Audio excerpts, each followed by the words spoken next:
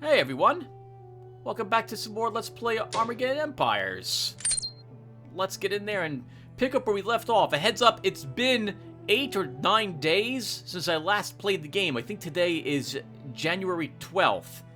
Yeah, it's been a while. I recorded a bunch of this over the holidays, and now my uploads have caught up to where I am in real life. Speaking of real life, I apologize if you hear cars going by or motorcycles or something like that today. It is January 12th, and it is 68 degrees outside here in the swamps of New Jersey.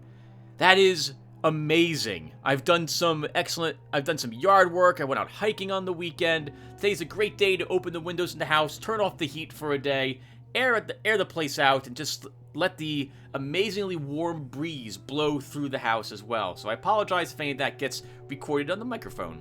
Also, as long as I'm interrupting our game to talk about stuff, at the end of this episode, I want to talk about something that a viewer, I think his name is JackZine540, pointed out in regards to the names of the units that we see for the different races. So hang around until, if you're curious about that, after we win or lose this fight, and we'll talk about that a little bit. And thank you, JackZine540, for pointing it out. I'm sorry, I'm getting distracted. We'll talk more about it later. All right, let's get going. So I've taken a peek at the map, trying to remember what it was I had done, and we were struggling to find additional resources so that we could deploy, bigger troops more consistently and find out where the enemy is located and eliminate them. I believe we bumped into a human scout of some sort that was, I think it was in supply? Around here somewhere. We have extended our supply range by building a hidden hive here, getting us access a little bit through these badlands, and extending our range a little bit down here into this desert area. We have Riley leading what is, if now, a really good army. All thanks to his military genius too. Broken. That is simply amazing. Amazing. In any case, he's looking pretty good. I will want to get a psyker into his army at some point before I move him out. But we're only pulling in 3 human resources at the moment, and I would like to gain another. To that end, we have a brood pen here. Let's go ahead and deploy this into our spawning ground. Quite expensive. It was 4 human resources, 4 energy to play it, but it'll give us 1 human and 1 energy each turn to make up for it. Right, we also have tactic cards we began working on last turn. Let's continue to move our critters around a bit, looking for any other humans and or any other resources. With their leftover action points, we will attempt to make more tactic cards. I think we're allowed 1 more. Let's try a really difficult one. -2 enemy success dice. Oh, crap! Alright, well, I'm gonna have to reboot the game, everyone. Actually, my computer has to be rebooted because it's doing this. Let's turn 2 success dice into failures to take that card. And then I'll be back because the game is rolling dice slowly. Okay, back. That should have fixed it. Let's go ahead and... our tactic cards. Is there a 2 action point attempt we can do? Whoa, what the... AVG. AVG. I hate you. I hate you. Alright, let's go ahead and try to remake the card we just used to get -2 enemy success dice. Ah, and we failed. We'll spend... oh, and we can't spend anything because we needed the action points. Okay. Right, I forgot. You had to spend an action point to spend to spend the card. We can afford to spend 1 energy. The humans really want to go first, though. We didn't pick up anything. At least no enemies that I see. Let's continue to use our critter recon. Hey, hello! We found something, but it's out of supply range, isn't it? The Underhive. Humongous is here with a damaged merc tank. The humans must have walked into this at one point to fight them. In fact, Humongous usually has more than just a tank here. Well, I think Riley can actually win that fight, actually, yeah. It'll be out of supply, but Riley's bonus would counter the fact we would be out of supply. So I think we'll start moving him up there. Oh, but I need a unit here to hold the location first. Well, let's deploy some Psychers.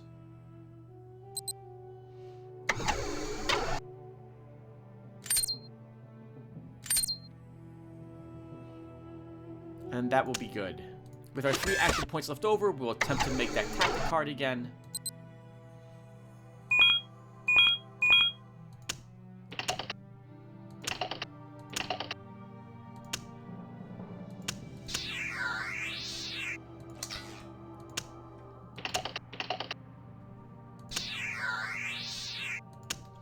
Okay.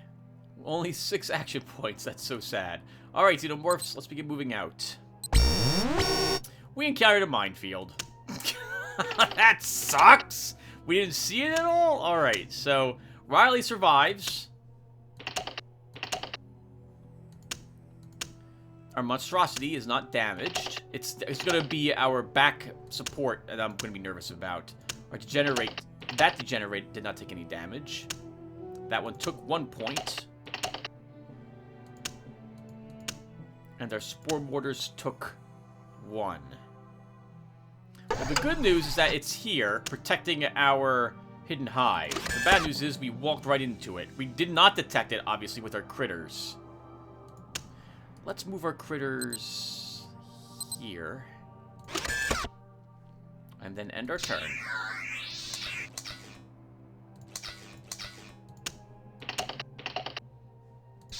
I want the action points so I can do more things. Alright, Riley, let's continue to move you. Keeping you in supply. Critters will move down 1. We still don't see anything else. Let's don't see anything else. We don't see any humans, and we don't see anything else that requires us to worry about building a resource collector. Let's go ahead and... What's your command rating? 1. Let's try for that tactic card again.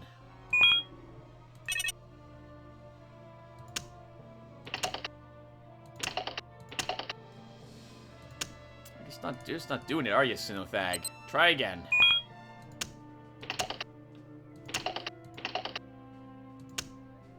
Again.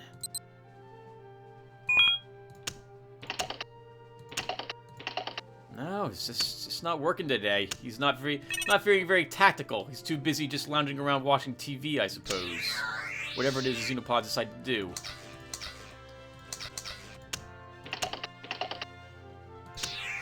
Okay, let's head on in here and try to claim the Underhive. We will attack, we will lay siege, and they will immediately come out to attack us. We are out of supply, so this will be a little tricky, but I still think we can do this. Humongous is going first. They wanted to kill our spore mortars. It was a good roll. It was a terrible roll on our part. We'll spend some fate. We'll also take away all his fate. This way he doesn't get a chance to spend anything. We'll try to use our spore mortars in order to weaken the tank. And we did so. That would use it to a 2 and 2. And now, our degenerates, with flank attack, should have the strength needed to destroy it.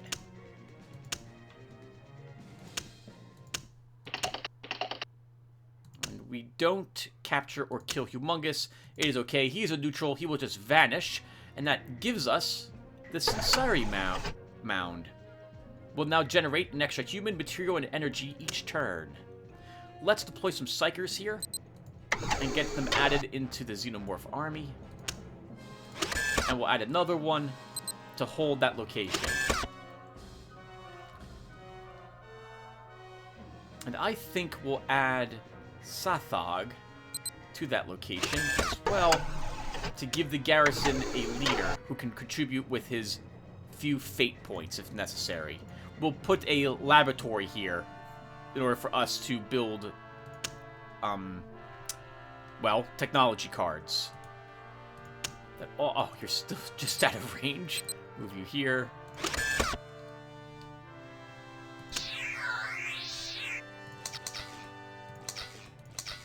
think we can bid that every round before we spend 3 resources. All right. Let's, with our now greater supply range, let's see if we can figure out where these humans are located.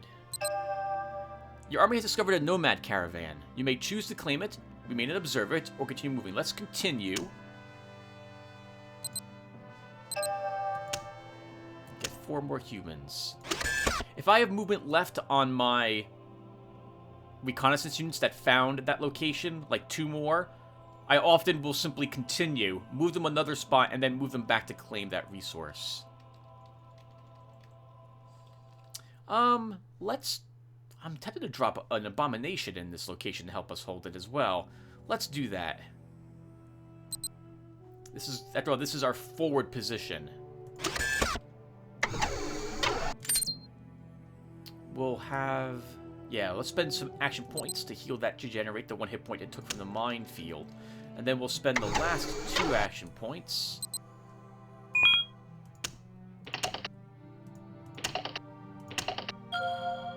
to finally build that tactic card.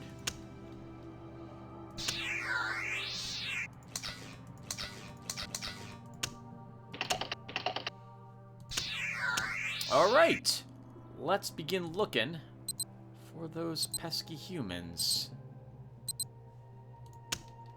Still don't see them. We could add another monstrosity to this deck to make it an amazingly powerful army. There's no reason why you should not do that, Tim. Do it. We have the action points.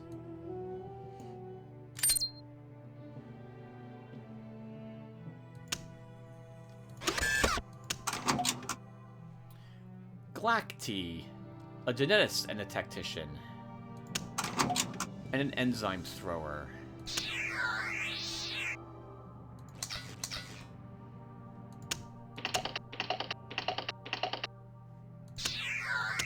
We actually put the enzyme thrower in Riley's army as well. It would be the last card I think he can have. 1, 2, 3, 4, 5, 6, 7. Yep. I think he's allowed to have 1 more card. So why not?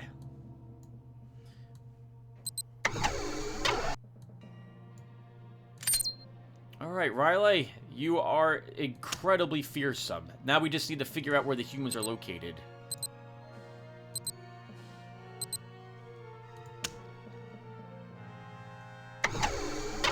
Tentacle beasts are waiting inside that city. To my recollection, tentacle beasts are not friendly to the xenopods. They will attack us if we just walk in there.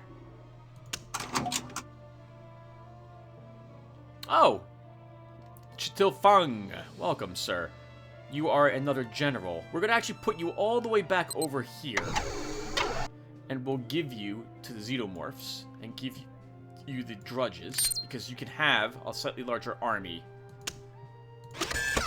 It is quite possible that humans could sneak in and try to defeat our base back here. There will be very precious little I can do to stop them if that's going to be the case. I guess what I'm saying is that I should probably consider putting more units in my HQ in case the humans are sneaky and are sneaking about to try to take it. There they are. Oh crap, another minefield. This one might destroy my critters. It did not do so.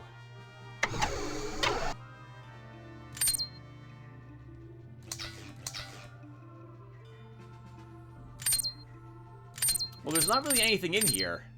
They'll probably move something out to attack us next turn. Is this their HQ? It is. Alright, well, I think we just move up and try to attack them.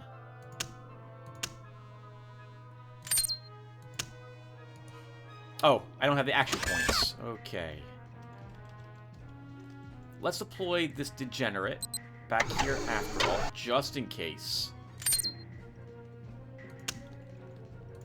We'll hold on to 2 action points to play tactic cards. Oh, we went last.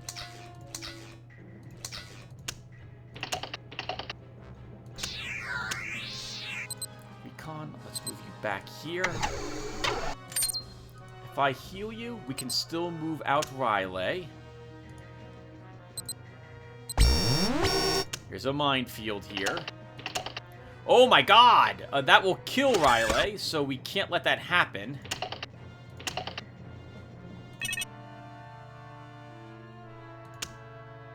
He's almost killed.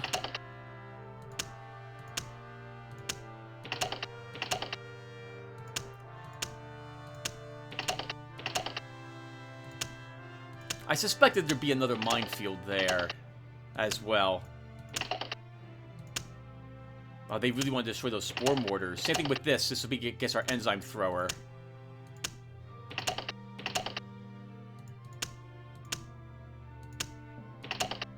Actually, this is against the enzyme thrower. And it did destroy it. That sucked. They destroyed exactly what they needed to destroy in my army. And now they're going to launch air attacks against us.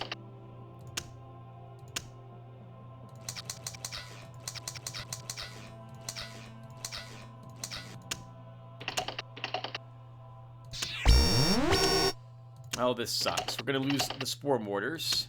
Yeah, we can't do anything about it. I think we just push on ahead.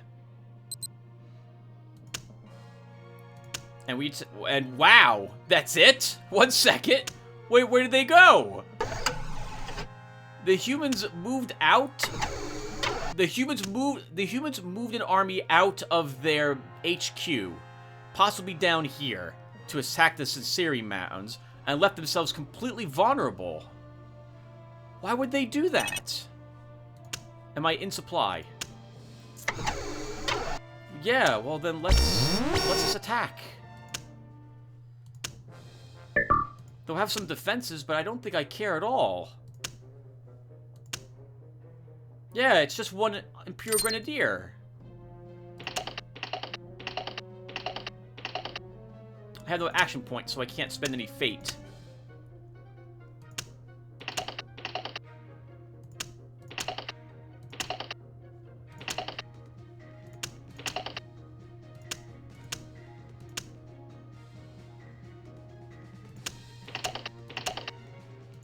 They heavily damaged one of my degenerates. Hyperkinetic actually almost killed it as well.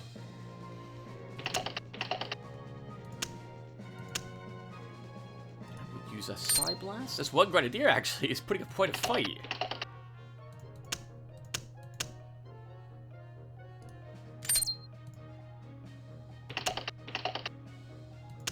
Thankfully, we're using Riley, so +2 to our attack and defense. And that's it! Wow! Congratulations, you have crushed your enemies and driven them before you. You're now truly the lord of all that you survey. Well, that sucked, humans. Where did you go? Yeah, okay, so you moved down here with whatever this was, in an attempt to take out our Sinceri Mounds. You got unlucky as well, it looks like, with your starting position in regards to resources. Although this was right next to you and in supply. They must have gotten unlucky with the card draws they were getting to not be able to take out Humongous. They weakened his army. Yeah, they probably fought him at least once. They then spent resources on these minefields. I don't know what they were hoping to do. Oh, and here's an alien tower. All the way over there. How about that? Oh, that was easy in the end. Oh, that wasn't a good test of our deck, though. So I think we should play another one.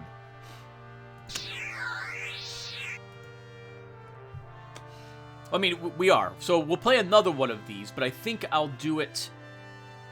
I think I will do it in the next video. Give me 1 second, everyone. I want to remember word for word what JackZine540 said. Okay, everyone. Let's go ahead and take a look at the Machine Empire really quick. We're just going to talk about the naming convention of the Machine Empire's units really quick, and then that will do it for this session. This will be a really short one. I kind of feel a little guilty about that. I thought it would take longer to find the humans and defeat them. But they made a few... I guess they got unlucky, and they made a really bad tactical decision in regards to fleeing with that one army. They should have kept it there. They could have used that one sniper to kill off Riley. Anyway, let's go ahead and look at them really quick, shall we? So, there was a little bit of discussion about the zombie launcher. And I never made the connection that the naming convention of the Machine Empire is based around dead or undead, which is what Jackson 540 mentions. I saw, like, there's Banshee Air Defense. I noticed that they have a Revenant platoon over here. They have a Wraith, Spectre, Phantasm. But I never stopped to think of it that it was all, like, everything in their army is kind of named in this fashion. I just thought, like, one or two of them were undead themed. But yeah, when Jackson 540 pointed out, I was like, holy crap, yeah, you're right. So he said that he thinks that the name of the zombie launcher is a naming convention. It's the battle artillery support, the Machine Empire, is named to this because this is undead. And yeah, that looks like that's the case for these guys. Their infantry is named Skeletors, which obviously is like skeletons. We have a Lich and a Revenant, and those are undead. I don't know if Scourge is as well, but I don't have the dictionary open in front of me. We have Ghost Probe over here as well. And we can see Zombie, Shade Artillery, Banshee Air Defense, Mausoleum Mobile HQ. And although a leper isn't undead, it was a source of death and illness ages ago. Right? That bacteria, leprosy. Anyway, he mentions that true Juju and Voodoo zombies were actually very formidable. I can totally believe that. I remember them being difficult in Dungeons & Dragons. I'm assuming that in real life, the lore around them would probably be the same as well. They were able to use complex equipment and prove very difficult to kill under any circumstances, and were incredibly strong.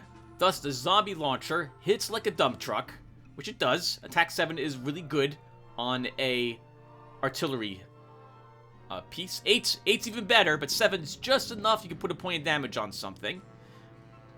Shocks its targets, yep, which it totally does, and is relatively survivable as far as artillery goes in the game.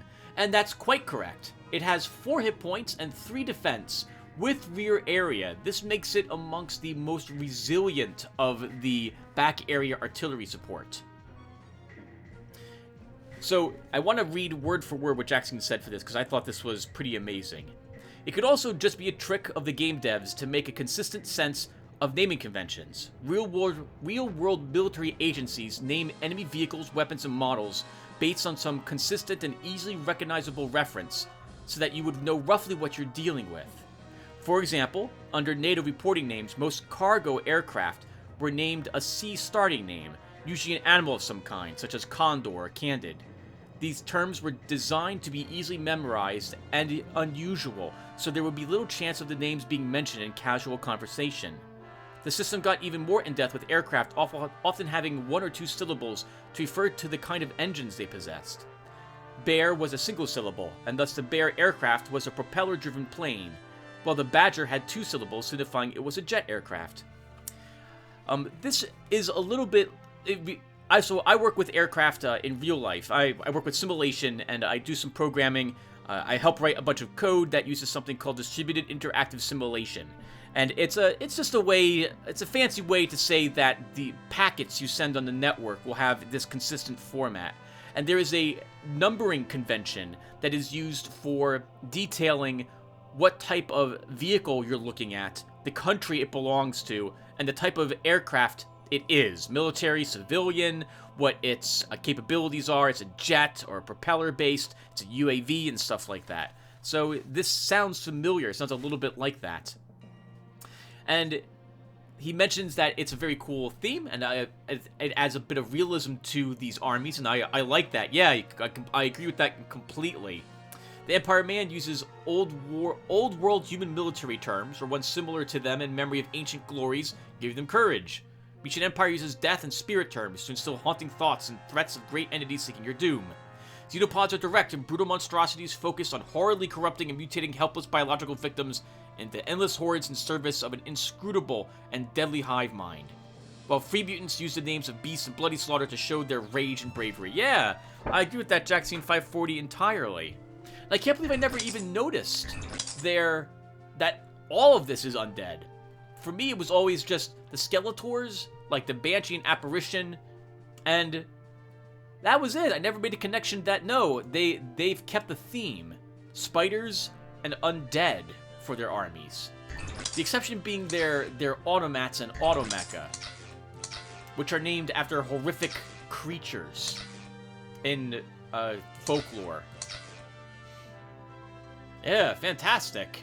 Thank you for that, Jackscene 540. I thought that was really amazing, because I had thought that the zombie launcher literally launched zombies, similar to the how the Combine in Half-Life 2 fired the head crab missiles, where if the missile itself didn't kill anything that it impacted with, it would open up and release these biological agents to deal with what was left. And if I recall World War II correctly, I think, did the Japanese launch missiles with plague-infested fleas into China? I think that was something that happened there as well. So I thought it was something of that nature, but no. Instead, yeah, I can, and as I think you mentioned in a later comment, Jackscene, you can tell by the way this launches that this is indeed artillery. Like, obviously, this fires from a good distance away and slams into the enemy somewhere distant from it. It's a fantastic picture. Yeah, I'll remember that for the future. Anyway, I'm beginning to babble. So we were successful in that mission. We defeated the humans. I didn't get a good feel for the deck, so we're going to do another one without making any alterations. And then after that, we'll see... Well, we'll see how well or any alterations we need to make. But I'll wait until we complete one more attempt before I do that. So thank you guys for watching, and I will see you all in the next one. Take care, everyone.